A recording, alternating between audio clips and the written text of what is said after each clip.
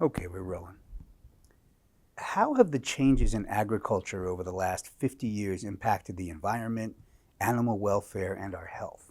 I think, just the way in which we really started to pursue agriculture, particularly after World War II, is really rather astounding and frightening, in fact, when you look at what we did in order to translate, wartime materials into peacetime materials, so-called.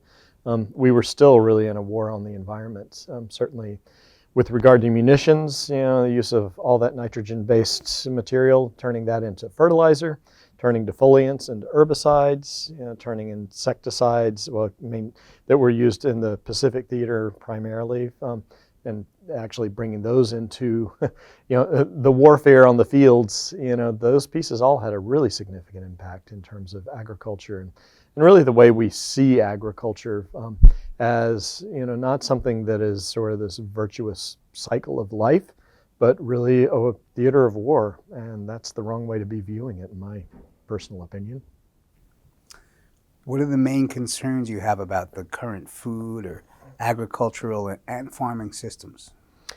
So certainly, my focus of late has been on pesticides. I'm someone who I was involved with pesticides and utilizing pesticides both in the Italian Alps when I was farming there, using those in fruit agriculture, primarily vineyards and orchards. And my grandfather also developed a lot of pesticide spray programs for the Southeast in his work on fruits. And so pesticides were not something that were exotic or unknown to me.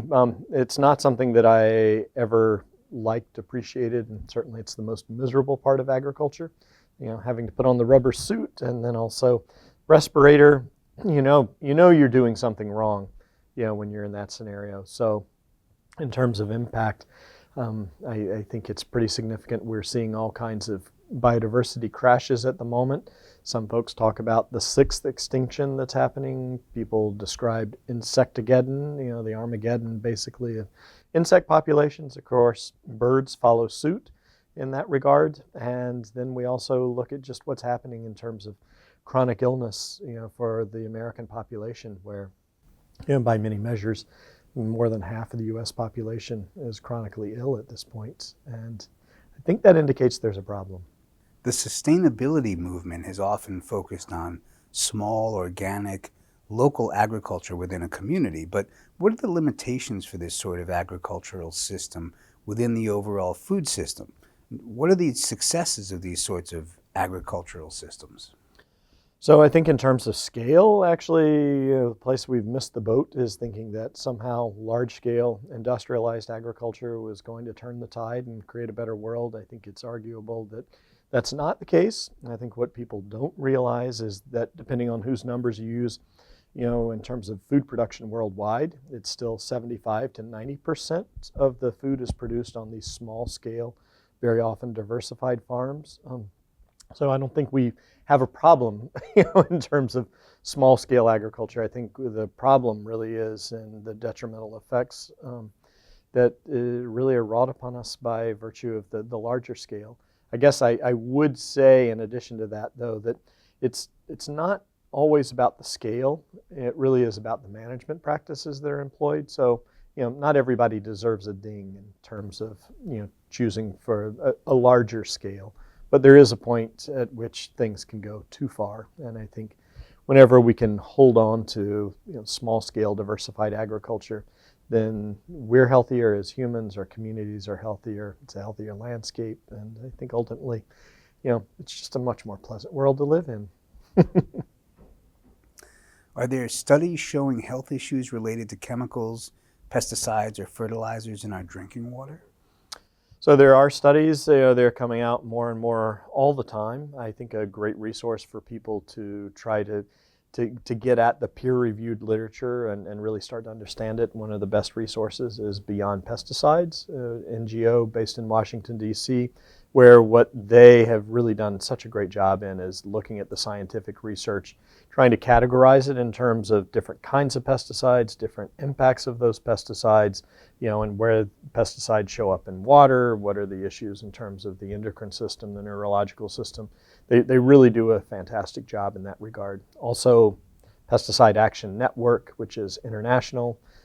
They're fantastic. Pesticide Action Network, North America, PANA. Then another resource is certainly Natural Resources Defense Council, also doing really good work. So, we need some help in getting into the literature because it's so complex. And in some cases, the distillation of the literature, just helps us figure out how to kind of walk our way into this world, because it's a labyrinth as you try to understand the scientific literature and the impact that pesticides are going to have on human health and environmental health. What will it take to move the needle from our current agricultural system to a more sustainable model which takes care of the soil, natural resources, animals, and our health? I think to move the needle, maybe let's throw out the dashboard, start there, and create a new dashboard by which we're measuring things. And so I would like to move some needles on a different dashboard. I'd like that dashboard to look something closer akin to what Vandana Shiva has called, instead of wealth per acre, health per acre, what the Bhutanese talk about in terms of gross national happiness, really thinking about things in a way that we don't necessarily, starting with the soil biota and working our way up. So thinking a bit more about biodiversity, everything from insects to birds to even gut health. The biodiversity that's there within the gut biome. So let's change the dashboards and maybe what we're driving. What influence does the chemical and pesticide industry have over the media? Boy, in terms of the media, I think there's no question that there's certainly some days it feels like a stranglehold, on the media. When you look in terms of what we're doing with the organic production, the things that I think a lot of other folks tend to feel good about, be it organic, sustainable, regenerative, resilient, any of those kinds of agriculture and food systems, we haven't really gotten to the point where we've broken that 5% threshold, in terms of sales, as one way of measuring. And so I think that indicates that, we still not only do we not quite have the economic power that we should have, we don't quite have the narrative power. And it's really incumbent upon us to tell our own story in a way that the media pays attention and they pick that up. That's where the big players, they've won the game in some cases, is they've commanded the narrative. And it doesn't matter that it's fiction in so many cases, but let's live something that feels a little bit more like a parable, perhaps, with a good ending. Does the chemical industry make sure their products are safe before releasing them to the public? Well, we have to deal with the precautionary principle, or I should say we should be dealing with the precautionary principle, which is utilized by virtually every industrialized country except the United States, also by the UN. And that precautionary principle asks us to think about safety in this regard. Who should be proving the safety? Should it be the manufacturer, or should we as consumers and citizens be somehow proving the dangers? And right now, the way the U.S. functions, we're on this tipped scale in which we're having to provide some sort of data on the dangers, and their necessity in terms of proving the safety, it's not much. So let's use the precautionary principle like the rest of the world does. So is it true then that only 1 in 4 food samples tested contain 0 pesticide residues? Yeah, so that figure actually is one that I'm not as familiar with. I think when we start to look at, for example, organic produce, very often there's this attempt to discredit organic by virtue of having pesticide residues. And instead of that being a knock against organic, what I would prefer is that we think about that as the fact that this is how pervasive those pesticides are, that they actually moved a couple hundred meters or a couple thousand feet, or in some cases a mile or 2 miles or more. So it's not that organic produce is problematic and tainted. It really is that conventional produce, is tainted. And if it's conventional, chances are it's got more than one pesticide on it, because usually when you're producing any of these foods conventionally, you're trying to use multiple pesticides to hit multiple diseases, multiple pests, and you're trying not to build resistance, so you're using multiple pesticides. So there we have it. It's not a pretty cocktail. Is it true that we should just trust the pesticide industry and that they have it all under control? That's not laughable. But I think as we go back, perhaps it's worth reading a book called War on Bugs by Will Allen. And what Will does so well is he goes through and he documents the history of the pesticide industry and advertising and media. And guess what? Dr. Seuss, before he was famous, his primary work was really focused on being a cartoonist for the pesticide industry. Amazing. And a little bit disheartening. How many companies make up the pesticide and chemical industry, and how is this different than, say, 50 years ago? So, we talk about diversity in my world a lot, and I guess we should appreciate the fact that there were so many different pesticide companies, 50 years ago. And right now what we have in the agricultural sector all across the board is concentration, consolidation, and that's the same with the pesticide industry. So we're narrowing the field more and more all the time to the point where we now have just a handful of players who really are dominating the pesticide industry and market. If you were fully in charge of growing food for the world, what policies would you make? First would probably be to make sure I'm not in charge, and that would be simply because I think it's important for each culture, really to raise up its own, its own people, its own farmers, its own cultural practices, and really appreciate those. So I would watch out for people like me, but at the same time, I think I would recognize the commonality among different cultures that have really fantastic agricultural systems that are born out of this really tight alignment between human existence and all of those variables of the natural world, and finding ways to capitalize upon what nature has really provided as a template of possibilities. What influence does the chemical and pesticide industry have over university studies and what universities teach? So it's a little bit disheartening. I think as we started the land-grant colleges in the United States, the idea was that we were going to create a better agriculture. Unfortunately, as time went along and the pesticide industry developed, then they were able to offer various opportunities of research to those in the land-grant universities, and they were quickly appreciated by certain individuals and certain universities. And so there's been this, might it be called a coalition, or if not a collusion, over time among some researchers and some faculty and some administrators, because there is money in pesticides. Let's hope that we can change that, and that the money in pesticides becomes perhaps the fines and the lawsuits instead of reaping research rewards. That would be my hope. Is it true that only around 200 of the 80,000 chemicals in the United States have actually been tested for safety? There's, in terms of numbers, perhaps one could dispute, some of those numbers, but the problem is when we look at active ingredients in pesticides, there are only certain numbers there that have been tested. And the bottom of the iceberg, though, that for me is particularly scary, is we have the active ingredients that are sometimes tested and sometimes sometimes not in terms of toxicity to humans and the environment. But when you go out and you go to the hardware store, which many people do, you pick up a pesticide. You don't have to have a permit. You don't have to have a license in education or anything else. Pick that up and look, and the active ingredient will typically be between maybe 1% and 5%.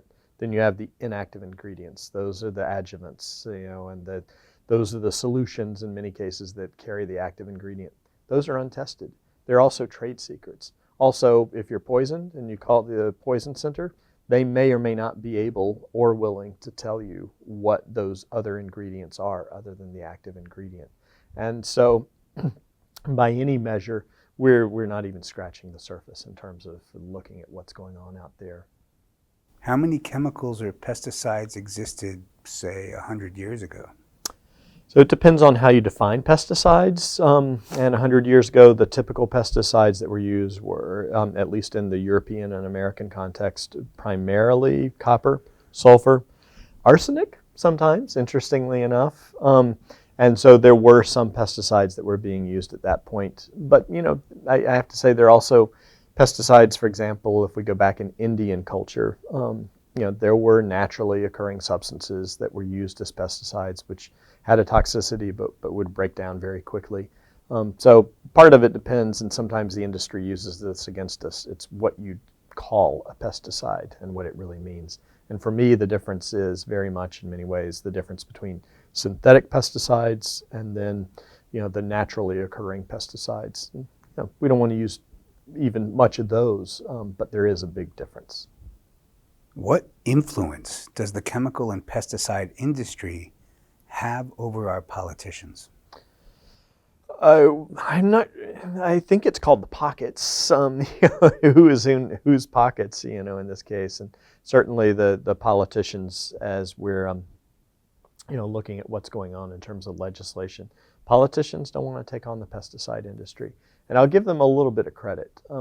There is some truth to the fact that the science is really challenging. It's hard to understand what the detrimental impacts of pesticides are. And, do you have the time to dig in and figure that out?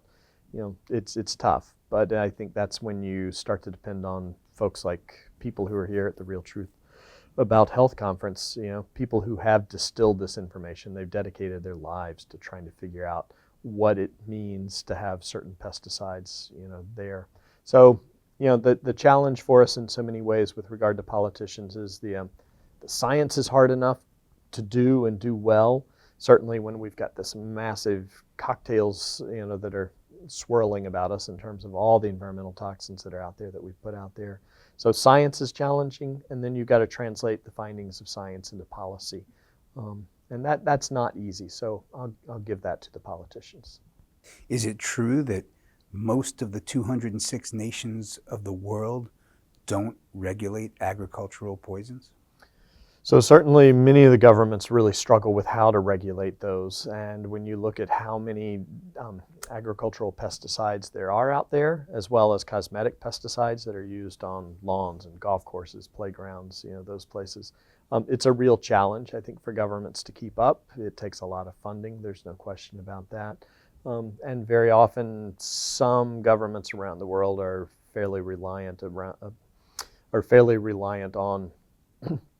the agrochemical companies giving them advice as to what they need in order to modernize and feed the world, which is a phrase that rubs me the wrong way. Not that we shouldn't do it, but we think in many ways we are doing it, but at the same time, we're not getting that food where it needs to go in many cases. What influence does the chemical and pesticide industry have over the Environmental Protection Agency and other governmental agencies? Right. So first, I want to put a shout out, I guess, to our friends in the EPA who are trying to do the good work, and they're doing the good battle that they're doing from the inside, which is, I think, they're public servants. It's thankless in many cases, and yet it's the people who very often are the political appointees and those who start sort of steering the ship from the top. They're the ones who really, I think, bear the burden of responsibility for these different policies slipping through. And so the EPA unquestionably is challenged, I think, in the oversight of these pesticides. And part of it is the science is complicated, and we do have so many of these different chemicals that are out there that need to be tested. And as I mentioned, we've also got all of these non-active ingredients that are there. Sometimes I'm sure there are people that sit there and scratch their heads and wonder, where do we even begin? And this is before you start to get the combinative effects of these different pesticides interacting with one another. That's a whole different beast. Is there glyphosate in my food and water? And should I care about this? Chances are pretty darn good, unless you're living a life that I'm not sure you're able to live many places here in the U.S. As soon as you go out and consume most of the grains that are produced not organically here, processed foods, almost no matter what you do, you're going to be exposed to glyphosate. If you go into public parks, playgrounds, school grounds, unfortunately, in too many cases, there's the exposure there. Our pets are exposed. Why are cancers on the rise for domesticated pets, over the past couple of decades? Certainly it's the way we're starting to treat our lawns, literally and figuratively. So, sorry, but chances are pretty good. What concerns do you have about our soil in terms of our ability to grow enough healthy food to feed society? So when you look at soil and soil science, what I find so fascinating is that it really began, in trying to look at soil, understand soil by virtue of the geological processes, that created it. And so, I'd say as a culture, we got really good at understanding, the genesis of these soils and how they were created and what makes sand, silt, and clay and different kinds and the acidity, versus the alkalinity. So we started there. By virtue of doing that, we needed to take a step further and then start to look at the chemicals, that were there. And so Justus from Liebig, was a scientist back in the late 1800s. He started looking at NPK, nitrogen, phosphorus, potassium, looking at how that impacted plants by virtue of what was in the soil. And that was good science. It was important to do that. Started to think about the micronutrients and the macronutrients both. But then, I think we forgot the biology. We forgot that there are all of these organisms, and different figures are out there, but a teaspoon of soil may have more than 1 million microorganisms within it. It's a living web. It's this interface, between the geological processes and the chemicals and the organisms themselves. And we really just have started to understand that. Fortunately, it's now being recognized even by the USDA. They put out this wonderful book about 15, 20 years ago, the Soil Biology Primer. And primer is sort of where we were, just starting to begin. So it's the same thing as throwing the chemicals, into the air, onto the trees, into these habitats for birds and insects. Soil is habitat. It's important. Is it true that organic farming yields are higher than conventional yields in drought years and the same in normal years? So the best studies that we have in what we would call long-term ecological research, really the best long-term study that we have in the United States for understanding organic agriculture versus, there is a contrast, so it is sort of, versus, that would be at the Rodale Institute, and they have their long-term ecological study looking at side-by-side organic and conventional farming systems. And the results of that study, the FST, the Farming Systems Trial, I think it's into about 35 years now. It's a long track record of doing these things, in parallel fashion. And certainly in drought years, organic wins, and that's because of organic matter, the ability to hold not just the water, but water is a vector for nutrients, hold the nutrients as well. And also in wet years, there are some advantages. And then certainly in the moderate yields, things can equal out, but we've got to give the soil time to recuperate after it's been managed conventionally. Still all these residual chemicals, compaction. You've got to let that basically regenerate in order to get to this high performance level of organic. So it's not just any soil at any point in time. It's got to be managed, cultivated, taken care of. Is it true that we'll starve to death without pesticides? I think we'll kill ourselves with pesticides. I'm not worried about us starving, without pesticides. The pesticides, there's the treadmill effect. People talk about the pesticide treadmill, and it's that you use one pesticide for a certain period of time, then resistance is built among either the diseases or the pests that you're trying to deal with, or the science comes out that was a bad idea and it's having ecological and human effects that we never realized. And so then we're on to the next thing, and then we're on to the next thing, and we're on to the next thing. Why can't we put more time, focus, research, and dollars into organic agriculture? Just as one example, the amount of research acreage used in the United States for organic research is still less than 0.01% of all research acres in the United States are dedicated to organic practices. So clearly everything is skewed in terms of the research, and there are plenty of places in the world that are feeding themselves without pesticides. With those, is there anything else we can do to make a change in the amount of chemicals that are used in the food system? So I think we really have to recognize that the health of the soil will be the health of the plant, the health of the livestock, and then the health of the human. And that goes back to Sir Albert Howard. I mean, this is not something new. This is over a century old. And so, the more we pay attention to soil health, then the closer we get, really to eliminating the needs for pesticides and really building upon that soil, the capital in all the right sense of the words, and building upon that capital that's there in the soil, and really benefiting our lives and certainly the environment in which we live. Don't we need pesticides in modern agricultural systems to grow enough food to feed the world? If we maintain the modern systems that we have, yes, we need pesticides. Are they the right systems? No, they're not the right systems, and they're leading to the detriments, not only of soil health and human health and environmental health. That system is contributing also to climate change, and I don't mean in a positive way. So if you're maintaining the same kinds of systems and not altering the systems, then sure, you need the pesticides. But that's not getting us anywhere. Obviously, it's taking us to a place none of us really want to be, alone or together.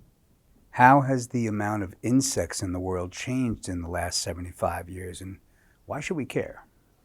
Yeah, so the studies are coming out more and more. They're being put together on a global scale, and it depends on which science you look at, kind of how you aggregate the numbers. But it looks like there's this, what some folks have called a mass extinction, potentially underway at this point in time, so that we're losing a third or more of the insect populations around the world. And those insect populations are very much kind of keystones in terms of the ecology, because those insects really are what we're dependent upon in so many different ways. That is, in terms of the natural environment and having a balance there.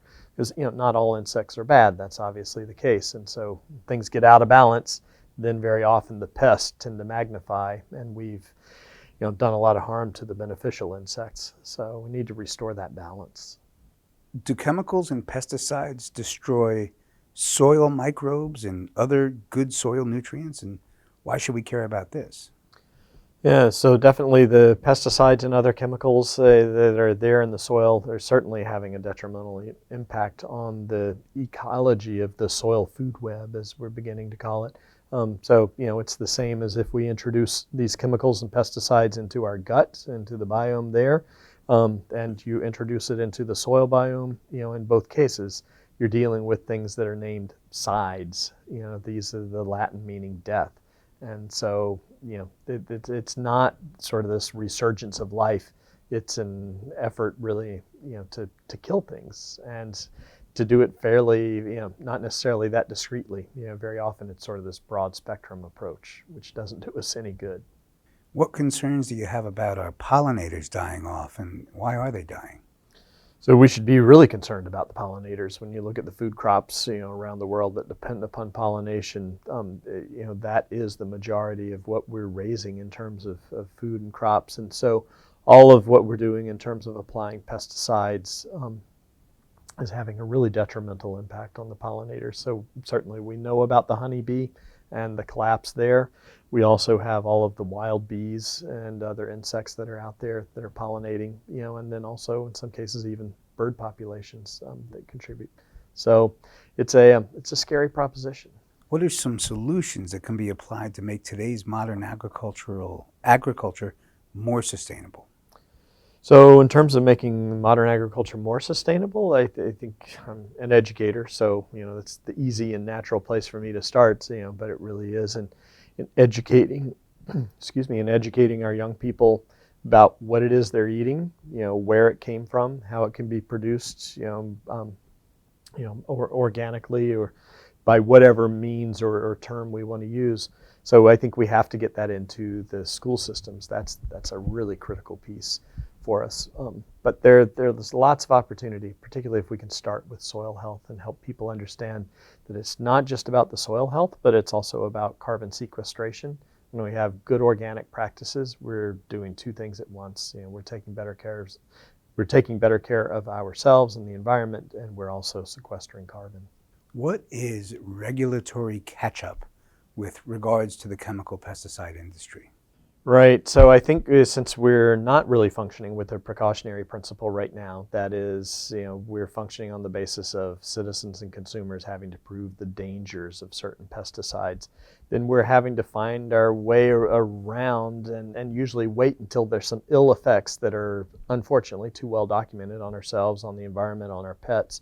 And then we realize there's an issue. Then we dig into the science. We try to isolate any single active ingredient, understand what it's doing, even though we're dealing with this, massive cocktail in which we live.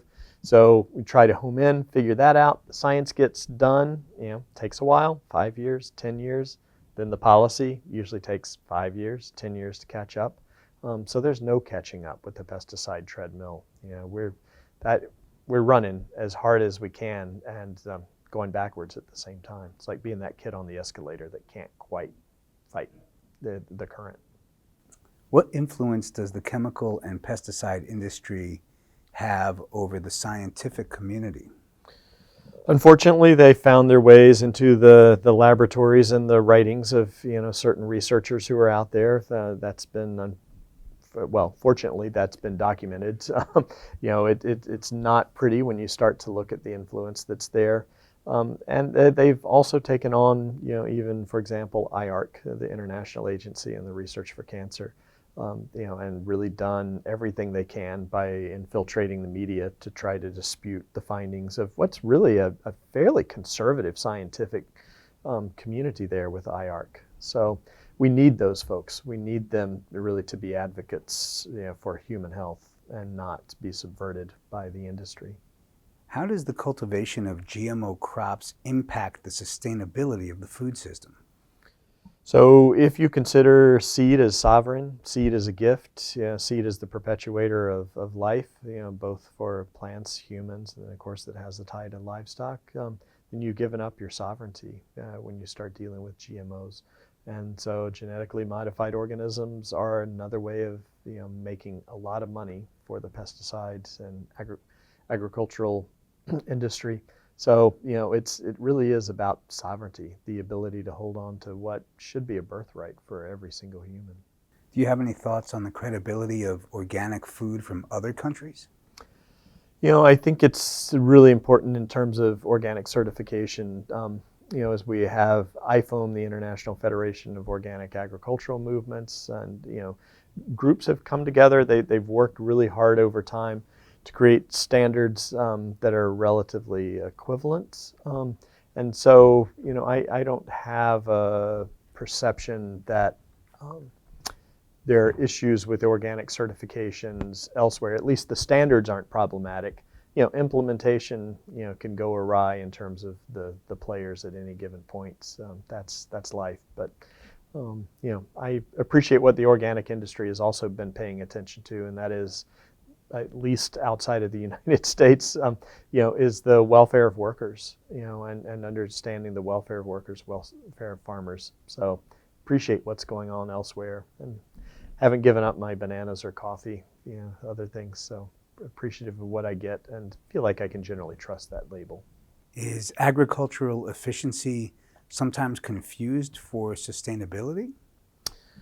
It's a good question. I think, efficiency can take us down a lot of different roads. Anyone who's out farming, is thinking about efficiency because it is the amount of labor, what it is we're doing, and how that translates into some sort of income. Then that's a complex equation.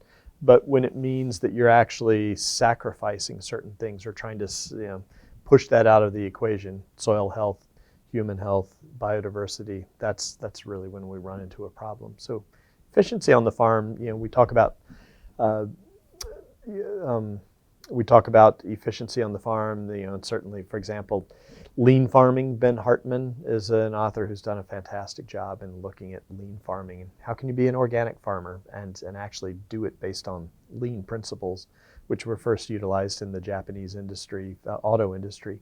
So there's a lot to be said for being efficient, but there are different kinds of efficiency. I guess that's the point.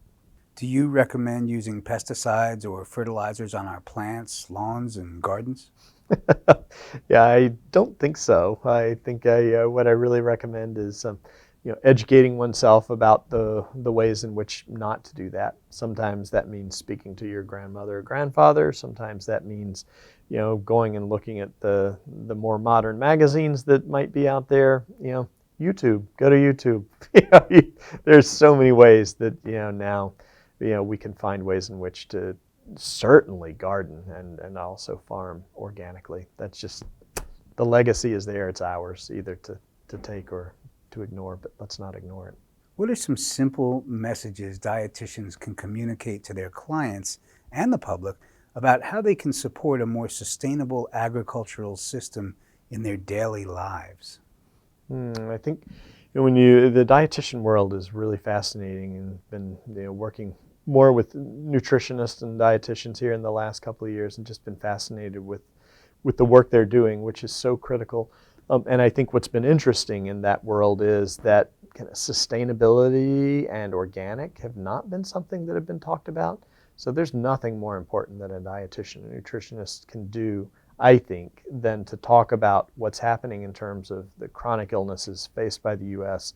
and the likely linkages that are there, between that and lifestyle, and then also the foods that we choose. Because when people go organic, it's not a panacea. It doesn't solve everything, but it certainly eliminates a lot of really problematic variables. What concerns do you have about our seeds in terms of our ability to grow enough healthy food to feed society? Yeah, I think when you look at kind of the human palate and what's happened here in the last couple of decades, it's kind of sad. On one hand, when I think about growing up as a kid and not having a whole lot of choices of things that I could eat from other parts of the world, that wasn't there so much in the 1960s, 70s, and just started to sort of roll out in the 80s. And yet what started happening at the same time that we became more and more aware of these other cultures, other kinds of foods, at the same time, everywhere around the world started growing the same kinds of things. The same varieties of apples. I mean, you go around the world, you can find a red, delicious apple. Most any continent, you'll be able to pick that up. When you look at rice varieties and the decimation of rice varieties that's happened over time, we need that biodiversity. I mean, we need it inside us as well as outside and around us. So I hope that message really starts to magnify, because there's a beauty to diversity, but there's also a health aspect to it. What chemicals, heavy metals, or pesticides are the greatest danger to humans? Yeah, I think one of the questions that we really face is, should we be looking at one particular pesticide, one particular heavy metal? And while on one hand, I really appreciate, for example, what's happening now with glyphosate, we realize the most pervasive pesticide utilized in human history, it seems by any measure. It's out there, it's dangerous, it's everywhere we go. At the same time, by concentrating on any one, we eliminate it, and the industry slides another one in right behind it to replace it. That's the pesticide treadmill. And what I'm really concerned about is, all right, we can't win that battle. That's not one where we can just replace one with the other. We have to go back to the organic farming, organic gardening. That's what we need to really understand and focus on.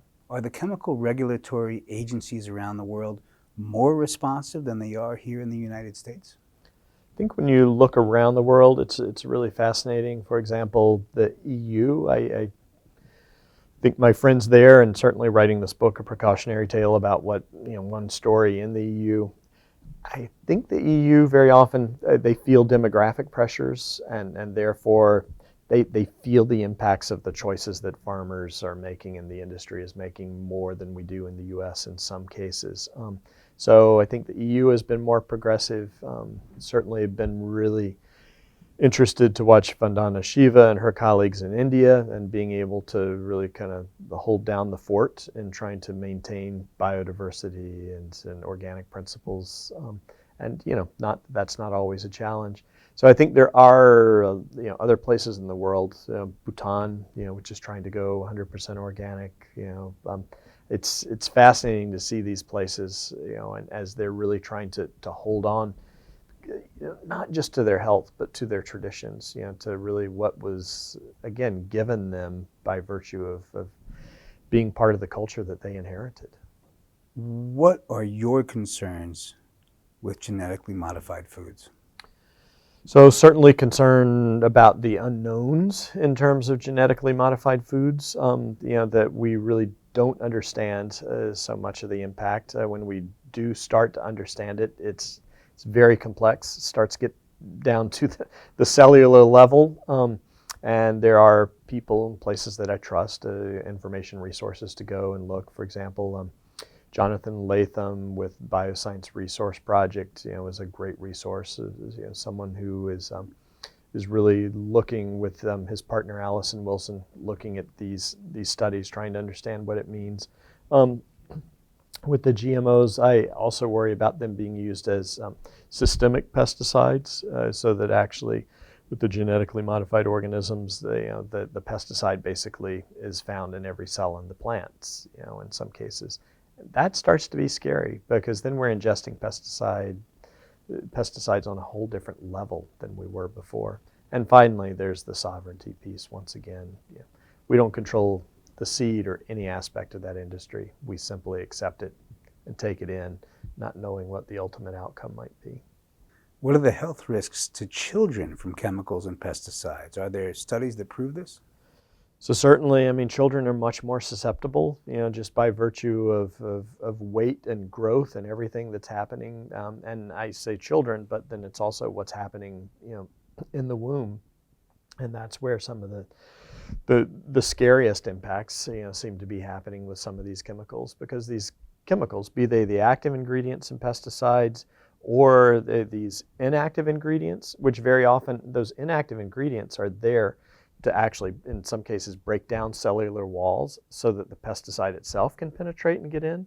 So, when that's happening, and then these things are actually going into the human biome, then it starts to get to be really scary, because when you've got the development of the fetus, that's the point at which there's a real danger of having a significant impact.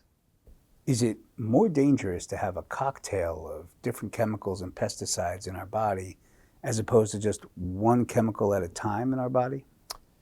It probably is more dangerous. I suppose it depends on which particular active ingredients we're talking about. But so when we go out and we do the research on one active ingredient, we try to isolate all the variables, that are out there in the environment. That's hard research to do in terms of its impact on humans and other organisms. Then when we start to think about how these different active ingredients or pesticides interact, we have what are called the combinative effects. And the combinative effects come about. There can be an additive impact, as those pesticides mix with one another. There can be a synergistic effect as they interact with one another and do things that were unexpected, by virtue of the single chemicals. And then there also can be an antagonistic reaction between those, that exacerbates, the actual impact there. So frankly, we don't even know what's happening out there with these combinative effects in many ways, nor does anyone have the time or the science dollars to figure out all those possible combinations and what those might mean, and in different proportions. Why should we be concerned about chemicals in our food, water, soil, and environment if the amounts are very small? Yeah, so it's interesting with the what we consider to be small. First of all, there's a regulatory challenge in knowing, when is a little bit too much. That's a real challenge, and these are variables that they're done very often by research, but sometimes it's guesswork, and sometimes a regulatory agency decides, for whatever reason, to raise the threshold of safety. That might have been an influence decision in many cases. But we also are finding out with these combinative effects that sometimes even the smallest amounts, as they come together with two different active ingredients, two different pesticides, that there's a lot more happening there than ever would have happened with the single active ingredient itself. Can you sum up everything we've talked about here today in 15 seconds? So I think in terms of the conversation that we've had today, if it were to be summed up, it's what we do to the soil, we do to ourselves. What we do to the things that we eat, we do to ourselves. And what we do to ourselves, we do to our communities. And in many cases, there's an injustice there. And by being more beneficent, more benevolent in terms of everything that we we do in our food production, we've also embedded our communities and given us all a brighter future. What's the one thing I must do today? Eat as much organic food as possible, and you can decide whether you want that to be certified organic or that you know your farmer, trust your farmer, and that's enough. And by investing in that farmer, in those farming practices, you've invested in your future. You've also invested in the betterment of the landscape and likely the community. So that's about as important as it gets in my view. Why did you find it important to come here and speak at the Real Truth About Health conference? What I really appreciate about the Real Truth About Health conference is the fact that they're bringing together people from so many different perspectives, from the medical community, scientific community, folks like myself who are educators, activists, authors, to really sort of provide this kaleidoscopic view of health, because I think that's important. I mean, we can, whenever we want, we can put on our blinders and we can go one way with the world in terms of understanding our diets, but I think it's really, really important for us to be able to think together collectively, to have this knowledge that is more holistic by virtue of the discussions that happen.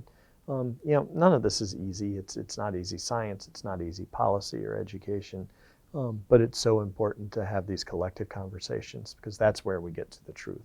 If people wanted to learn more about your work, where should they go? So I've been fortunate enough to be able to work with Chelsea Green Publishing now for, I guess 15 years. And so Chelsea Green has the 3 books that I've done, A Precautionary Tale, and then also Rebuilding the Food Shed and Up Tunket Road. They're wonderful publishers to work with, and really in the first publishers in the United States to focus on sustainability and claim that as a niche, but not just in terms of what they have done, but it's really their lens of seeing things and moving forward. Yeah, so I think when we get into the world of pesticides and we try to understand, okay, how do we tackle this? Because it's a complex world. It's not pretty. It's fraught, in terms of the players and the history there. And so what I really get excited about and the bright spot for me is being able to talk about organic agriculture, regenerative agriculture, by whatever name we decide we're going to use. That's the beauty of it. And so I've been really fortunate to be able to be at Sterling College. We're now in the Dean of Professional Studies, and we have this great program, which is School of the New American Farmstead, where instead of always talking about pesticides and the dark side, we get to sort of illuminate the bright side and bring people together to figure out a new path forwards, which that part's really exciting. That's where I get jazzed. I mean, let some of us old dogs go do the fights with the pesticide industry. Let's let the younger folks go forward fresh and really just out there to learn and to do and to make and reshape and build off of this wobbly foundation that we gave them.